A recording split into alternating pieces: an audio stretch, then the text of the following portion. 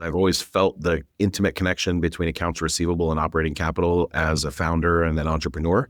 If your customers aren't paying you on time, then you're not paying anybody else on time. Seeing companies like steamship lines and railroads and large trucking companies and even barge businesses struggling with the same mechanics on the billing and invoicing side, that's when I knew that there was a business to be built.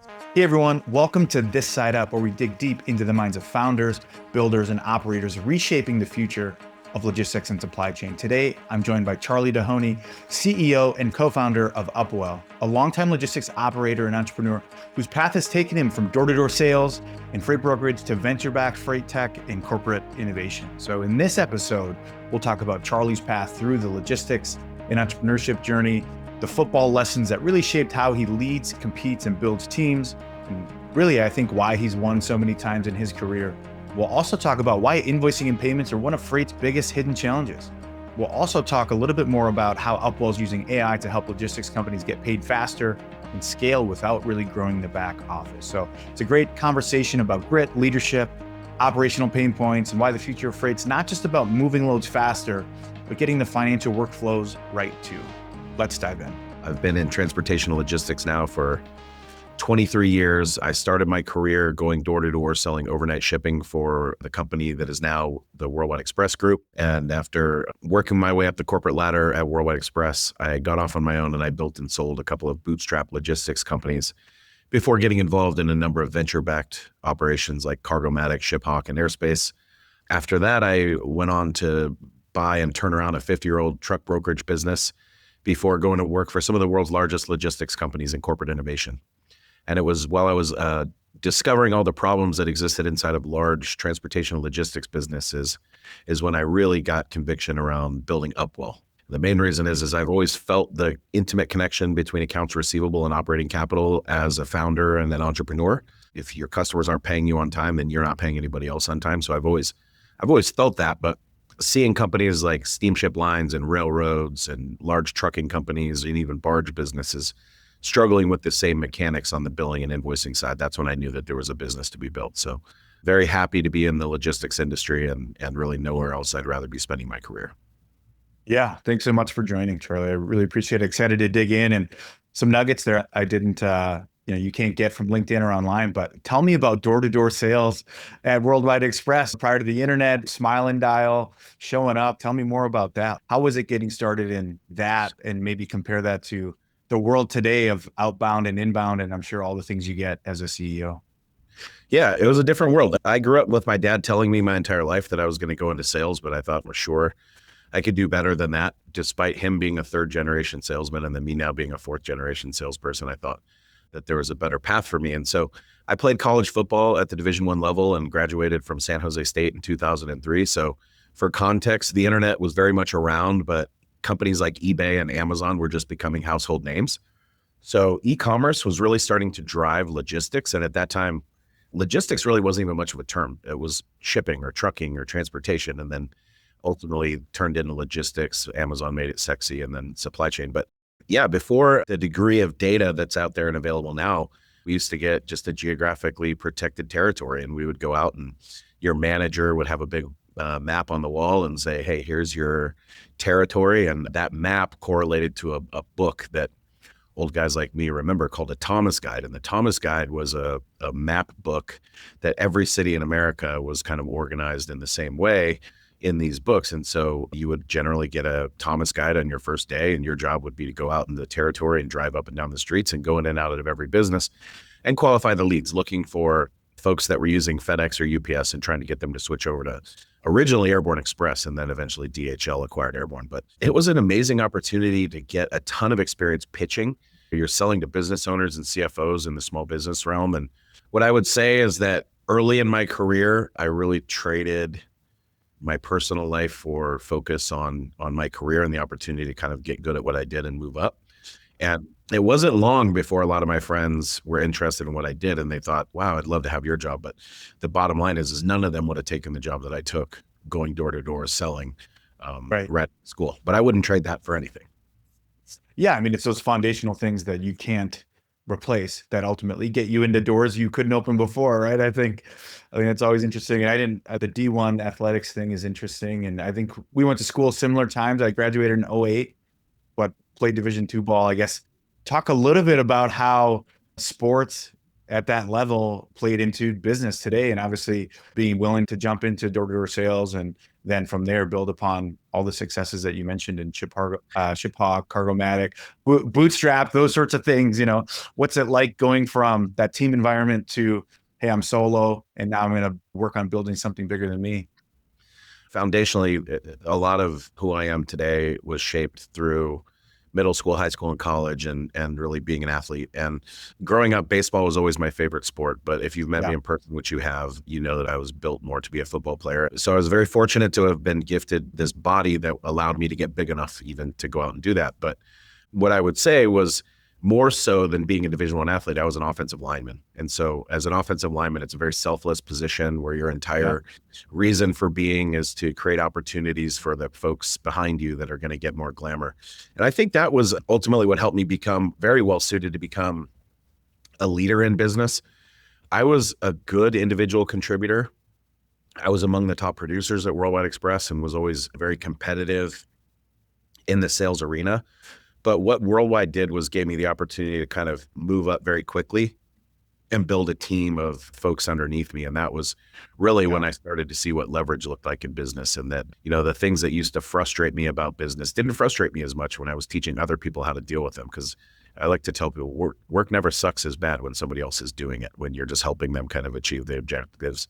And so I would say that being an offensive lineman and playing Division I college football, and knowing that, hey, there's a process to everything, I really needed a program like Worldwide Express. And in those days, the current CEO, Tom Medine, was involved in the sales leadership organization, and the original founder, chairman of the company, David Kiger, was still leading the business. There was a guy named Joe Judson, who was really the juggernaut of the entire company, that built our sales framework and our go-to-market playbook.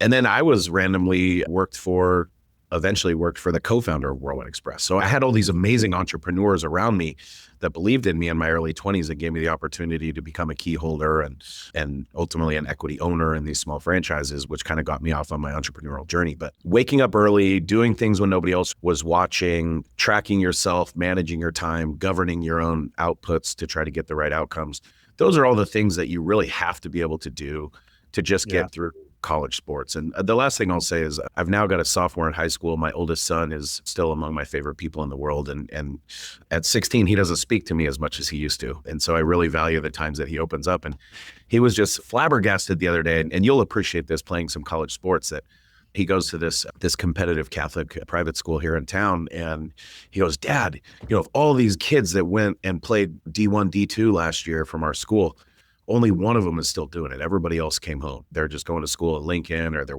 living back with their parents. I said, buddy, everybody wants to quit. Everybody going through that process wants to quit at least once, if not a lot more. And so I shared with him some of the inflection points in my life. When I was at high school, I thought all I wanted to do was make varsity. And then my first year starting on varsity, being an all-league type player, I still didn't want to play. There was days where I didn't want to do it. But, once it becomes part of your identity and it's kind of who you are and it's all of your friends and it's what people kind of view you as, then it becomes a really big trade-off of, when this game is gone, what am I going to have? And for me, that gave way to Worldwide Express. Worldwide Express had this amazing training program where you'd go out to Dallas. I was in a room with 60 other people that were all entry-level salespeople. So there was a lot of camaraderie. And then you also got really comfortable with the death and dying part of sales, where, 30 days in, half of those people aren't there anymore. And you're like, holy cow. But some of the people that I kind of came up in that sales organization with and pushed myself against were also athletes. So I think having those like weekly stack rankings and the weekly calls, like it really kind of felt like being a college football player, where on Monday, I kind of knew what my Monday would look like. And it just gave me a really good opportunity to step into something just like football that was bigger than myself, be a part of a team, but still contribute individually. Yeah. Yeah. I love that. So much of who I am is because of football and because of the struggles there and the journey there, and like small town high school.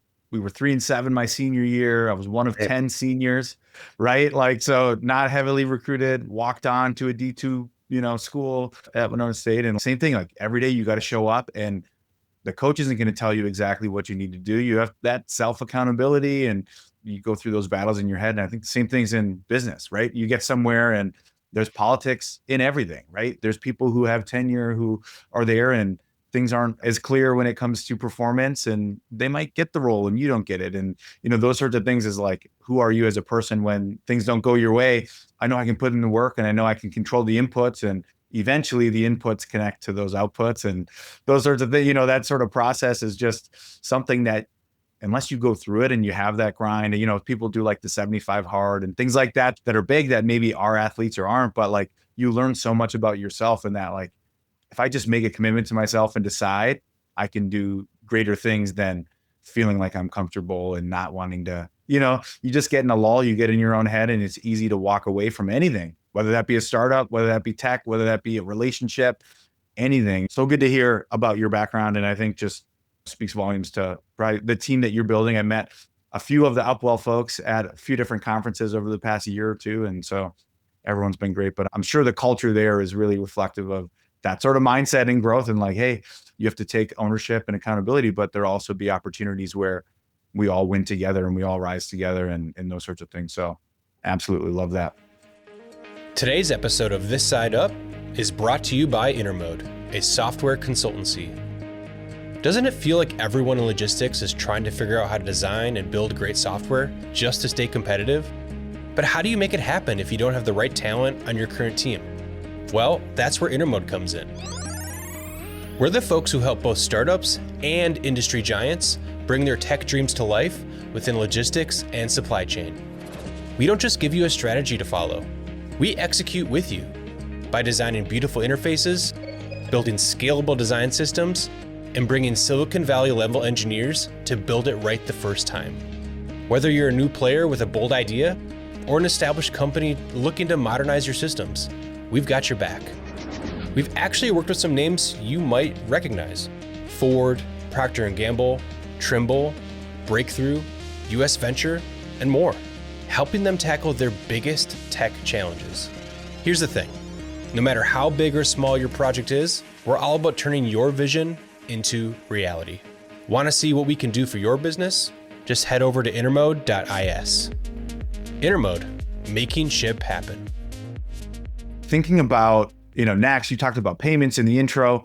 Of all things that you've been exposed to across this journey, why payments, right? There's a lot of fragmentation in the industry. Why are payments really at the heart of, I guess, logistics?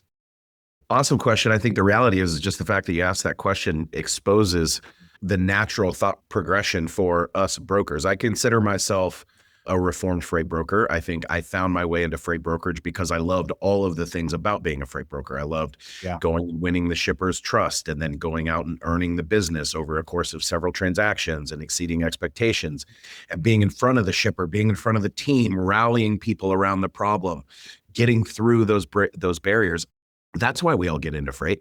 We don't get into freight because we nailed finance and we were accounting majors. Like, none of us were. Now, I mean, some were, but for the most part, most freight brokers that are the front of the house, hard charging. They're not the most analytical people, and I would put myself in that category. And going back to 2007, when I was winding down my time at Worldwide Express, and I knew that there was probably something else coming for me, I really wanted to start a software company. I was right in the heart of the Silicon Valley when I graduated. I went there specifically hoping to break into tech. And when there was no tech roles available during the dot-com bust, it was like, okay, well, I got to go line up like every other schmuck and get a job. And I interviewed with ADP, Paychex, Gallo Wines, at anywhere that had a Pitney Bowes entry-level sales training program. I was on it. And I landed with Worldwide Express because the guy that recruited me had just moved out to Sacramento to open a brand new office. He had played D1 college football at University of Minnesota, and he worked his way through the sales program. And so I just thought, I can see myself here. Like, this would work. But while I was there, TMS became a thing. People had not been using transportation management software in a meaningful way. So going back to your original question, why payments, is I wanted to start a tech company back then. I had a couple $100,000 saved up, and I thought I could go bootstrap something. Like, it was so naive, right? Mm-hmm. But at that time, venture capital wasn't flowing. It was the full kind of economic meltdown. And in fact, when I resigned from Worldwide, the first 2 months I spent doing market research was really Googling TMS companies and looking at Mercury Gate going, I can't compete with them. Yeah. And so, I never saw what Tim's done in Ascend or what Brad did at Swan Leap. I didn't see that coming, that you could go build a big, nice TMS company on the cloud and bootstrap it. But Anyway, so I've wanted to start a tech company in this space for so many years. And then really when Uber was coming into the space, I knew that was going to change trucking and logistics, but I didn't know how to raise money. I didn't know how to build technology. And so as the universe generally happens, the grace of God, a friend calls and says, hey, I've just built this app and we need somebody to help us with the go-to-market. And that company became Cargomatic. And so I got to go learn with the two co-founders in the same apartment where the idea was hatched. And I got to work side by side with them. And then I realized I was good at that. So then I went and I did ShipHawk and then finally co-founded Airspace. And on that journey, I realized that I can really move the needle when there's a technology that I'm excited about because I've built the connections and the trust in the industry to go get it in front of the right people. And I can help these small companies scale. So it was really while I was working at the steamship line CMA CGM group, and I saw that these billing issues were persistent across all modes of transportation. Shippers made it very difficult to get paid. And I knew inherently it was because of the same things that I dealt with to getting paid in my shippers in my first brokerage, missing or incomplete information on the invoice, or there was missing documentation on the invoice, or the shipper never got the invoice. Those are the same three things that prevent bills from getting paid. So as I dug into that process, I realized, man, the entire transaction comes down to this payment. I used to have a mentor that used to say to me, hey, none of us need any more practice in this business, meaning I don't want to book a load and not have the freight move. Like if I can't cut the bill at the end, I don't want to get involved in the opportunity. So it's like we're all doing this to get paid. And in the end, the payment hasn't gotten any easier. In fact, with automation and AI, it's gotten harder because now the shippers are all using payment portals and they're all using some sort of way to ingest those invoices and approve them or deny them. And when they deny them, they don't really deny them. They kind of put them in this separate queue that makes it a little bit more opaque. And so as I really started to unpack this, I realized that the payers, the big freight audit and pay portals like Cass, US Bank, Williams and Associates, they don't want to hold your money. Uber Freight does not want to hold your payment. They're not making money on the float like everybody thinks they are. They're not ADP or Paychex, the payroll company. They're payment companies. They make a small transaction fee for cutting that payment. And guess what? If they make a mistake, they own that payment. And so if they pay the carrier inaccurately or incorrectly, you have to do thousands and thousands of accurate transactions to make your money back on one mistake in that business. So as I really got to understand their business, I realized these invoices are problematic on both sides. It's hard for the biller, the logistics company, to get that bill out the door. And it's hard for the payer to get that bill in the door and look at it. So then I started realizing the back office of the broker and the carrier is the front office of the payer, or which is the shipper. So I knew there was an opportunity to bridge that. And so as I started to really dissect the industry and look at it, this is in August of 2022 when I kind of had my epiphany, my aha moment. Eventually worked up the courage to tell my wife about this idea because I'd promised her I'd never start another business. But she's much more financially minded than me. So the idea resonated with her and I started to get to work on it. And then ChatGPT 3 came out, became commercially available. That's when I knew AI is here to solve this problem. I just want to be the brings the AI into the industry and gets this one little workflow from the time the freight is delivered till the time the cash is in the bank, help with that little stream. And that's really where we're focused and what we're doing. Yeah. Well, I mean, you said a lot there in just the experience built up over time, right? But not the experience, the relationships, the trust in us small enough to do something once and then grow business together. And I think that's just that's how this industry is. That's how a lot of industries are, where you prove yourself time and time again and really build that up and get the opportunity to solve different problems of the stack over time. And so kudos to you and the team. And so you mentioned kind of that goes from the time the shipment's delivered to the time the money's in the bank. Talk specifically about where Upwell is today and then maybe where you see Upwell going in the near future here. The idea was not to build order to cash automation for the industry, but when I really started zooming out and thinking about what held up payments, it's that all of these shippers have their own unique standards that they're going to pay a bill to. And Nike needs something on the bill that IBM or Walmart would never ask for and vice versa. So when I started to think about how do you eliminate the inefficiency in that process, it's, well, everybody's got to be singing off the same sheet of music. Everybody has to be working off the same standards and looking at the same information. So I was fortunate to know the CEO of Cass Bank, the biggest payer of invoices in North America, with $70 billion a year in freight under management. Nobody sees more invoices than they do. And so I reached out to the CEO in the earliest days and I said, if I wanted to make the global exchange for all supply chain payments in the industry, how would I do that? And so I went to St. Louis. We whiteboarded out a workflow map that showed if everybody had these rules to pay off of, and everybody would sign off on these rules and use those as the standard, then every time a milestone was achieved, everybody could review that part of the transaction and payment could be released. And so in 2022, people are still talking about blockchain a lot. And so we kind of agreed that blockchain could be a really great ledger for a transaction like that. And so really when we started to think, if that's what you want to be, is the good housekeeping symbol for all trustworthy invoices in the world, so everybody will trust it and remit payment off of it, how do you start? And the idea was that you've got to start by getting in that workflow and using AI to replace the humans. And what I didn't see happening, Andrew, was that the humans were already leaving the industry. Like the baby boomers, who are generally your back office people, the more senior people, been in the organization for a while, that have sort of contextual understanding of these relationships and the flow of funds. So as we started putting out products, we started realizing that as folks were aging out of the workforce, the CFOs and controllers were closer to your age than they were somebody in their 60s or 70s. And so they weren't going out and replacing these workers with workers. They were looking for automation and solutions. And so I think that's really started to accelerate our adoption in the industry, is the changing guard of the decision makers, the aging population in the workforce, and the fact that everybody's looking for AI-enabled solutions. But really what we're doing now is we work with, from the time the freight gets delivered, we can bring in all those documents, tell you what documents it's for, put the documents where they need to go on the transaction. But better than anybody else is we can audit those documents to the payer standards. So we know if it's a bill of lading, but what if it's a bill of lading for the wrong transaction and the driver sent in the wrong one? We can match up all those identifiers. So we can approve the payment, the billing out to the receivable, and we can generate the invoice packet, deliver the invoice wherever it needs to go, whatever format it needs to go in. That's a big lift because about 40% of the invoices that come out of a TMS need to touch human hands before they get into the payer's possession. So we eliminate all that upfront kind of manual work, and then we can reduce the days to pay by just getting rid of that white space and getting the bills audited before they go out. So before we push out that invoice, we're going to make sure that everything's accurate, complete, and thorough.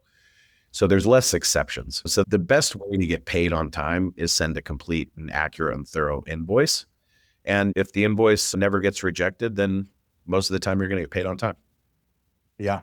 Yeah. I mean, it's like anything, like that cost of delay, a stack of invoices, a stack of work for someone to do sitting somewhere else that needs to be, handed off to somebody else in a workflow. Like that's true money, whether that's interest fees or something you're doing. If you, forcing companies across the board to get lines of credit, things like that, where if you don't have to deal with that and you can turn to something like Upwell, you can get paid when you're supposed to and keep things rolling. I think so. Our parent company Headway works across different industries. And one of the things that always is interesting is like smaller general contractors act as a broker for their other service providers in the construction industry. Right. And so a lot of times, like your small mom and pop local folks will borrow money from Paul to pay Peter, and that's their whole business model. And it works out eventually. But if things go wrong or sideways or other things, like, I don't know how people run a company that way. And I'm assuming somewhere in freight, some of that same stuff sort of happens, especially in brokerages. And so if you can't account for all the pieces, you try to figure it out as you can, and not a great way, I'm sure, to live day to day. Definitely stressful, I would imagine. When you think about where things are going now, like obviously AI can help automate the matching of those transactions, the ability to get all the data that otherwise would take a ton of time or a ton of integrations or a ton of things in order to have those complete invoices and that kind of audit trail that sometimes folks need. Where do you see the next step function for you guys? Yeah. So I think there's a few directions we can go that we get invited conversationally into.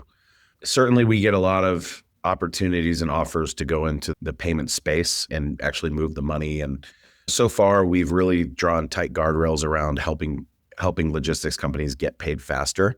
And so to move horizontally down the workflow on the finance stack, not entirely sure that's the direction we'd like to go. And I think the main reason is because as we get closer to the shippers, in our evolution, I mentioned kind of before I even started the company in earnest, sitting down with folks like Cass. I spent a lot of time with US Bank, Williams & Associates, Audit & Associates, Trax, Uber Freight, the folks that are managing and in auditing a critical mass of invoices. And really what I realized is those folks are just our connection to the shipper. So when I go to Cass, they've got 150 shippers that they invoice for nationally. I've got one connection into Cass and I can kind of bill 150 of those shippers with their own unique standards. So I've been spending a lot more time with shippers lately, understanding their pain points, understanding their initiatives and what they want. Shippers, like largely, I think, driven by freight waves. I give them a lot of credit. I think within the past 7 years, they've created this awareness around becoming that shipper of choice and becoming a more valuable shipper, providing more data around dwell times, inefficiencies, and really shining the light on who's a good partner and who's not. And I think that has driven more, more sort of behavior on the shipper side to want to be efficient. The other thing is the shippers don't have an AP department anymore. They're using Coupa or they're using an auditor to be their AP department. So they don't have people on the other end to deal with these exceptions either. So if you don't have a first pass approval score, an FPA score of about 96, 97%, if you get over the 4% rejection rate, that's like an auto, trip principal's office. And if you think about it, in the trucking business is already hard enough as it is to pick up and deliver the freight, move it on time. If you start messing up the invoice too, now going back to my days of selling transportation, I always felt like if I blew a shipment or something got delivered late, I could go get in front of the warehouse guy, the traffic guy. I could go take the head of supply chain golfing or buy his kid a baseball bat or something to say, I'm sorry. When the back office comes out and they're like, they're done. No, their bill they're overcharging us. I mean, that's like a cardinal sin, right? Nobody wants to deal with that has billing issues. So going back to, sort of this entire process, we're really looking more, I think, to build deeper connections at the shipper level and create more of like a linear visibility into that pipeline of, hey, we know things going to get paid. The shipper's already approved it in their environment. All the costs match up, and see if we could do that audit even one step further upstream. That's what I get really excited about, because when you start talking about unlocking working capital, and the cost of capital today has gone up significantly, and the cheapest money to use is the money that you have coming that's already on its way right now. That's right. That's right. Yeah. I think you said it best with shippers getting very clear around dwell time and all that stuff. We created a thing for agile procurement with Trimble, right? Which is now part of their freight marketplace. And so a big part of that was having shippers have that visibility for carriers that could then start to build better matches versus having the largest carriers only do it, the Schneiders of the world, those folks. Now you can have mom and pop that have really strong networks be able to connect, and you also have payment terms that are clear, and you also have all the accessorials documented well, and you have a really well-defined, visible operation that now you have more optionality versus if you don't, you need people to power that. You need 3 people on your team to talk to Schneider's 3 people on their team, and they'll figure it out, but that's all manpower, man hours, all those things. If you can really start to streamline it, then you can take advantage of technology and things like Upwell. And I think part of the problem in freight, in transportation as a whole is just, no surprise, data fragmentation. I think Augur is trying to solve some of that. I haven't seen behind the hood. Obviously, we see the big promises on stage from Dave and team, and it seems promising, building a data garbage can. But at the same time, I think being really intentional around where you're applying AI solutions, and something like Upwell is really cool. And I think timely, like you said, like if that part of your business isn't accurate in either way, either you're losing money or you're overcharging, that doesn't feel good on either side, right? You want an honest agreement and an honest transaction that happens. And so, yeah, that's good to hear. Anything else that would be helpful for any of our viewers to know about Upwell technology-wise? I think, if there was one way that I would have folks think about us if I got to write the recipe here, would be when there's a growth opportunity that comes up in the business. Maybe that opportunity comes with some unique billing requirements or some complexities, something that feels like maybe it's going to be prohibitive. It's going to require us to make more investment into non-revenue producing people in the back office.